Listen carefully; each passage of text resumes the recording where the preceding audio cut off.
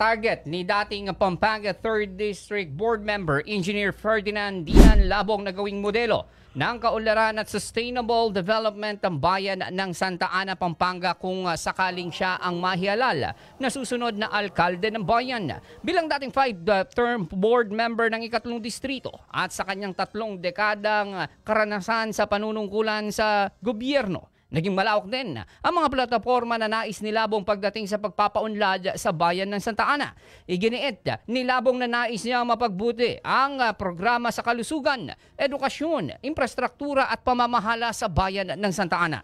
Kaugnay nito, kung siya umano ang pipiliin ng bayan ng Santa Ana, plano din ni Labong na magtayo ng ospital at satellite campus ng Don Honorio Ventura State University sa lupang binili niya gamit ang sariling bulsa at idodonate sa bayan.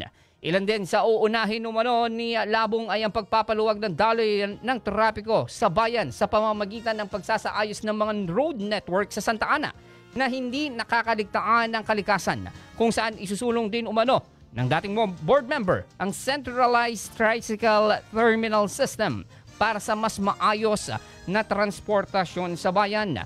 At pagdating naman sa solid waste management ay bubuo rin ang dating board member ng isang mas maayos at integrated solid waste management upang maisaayos at mas maging naaayon sa batas ang pag-segregate ng basura sa bayan.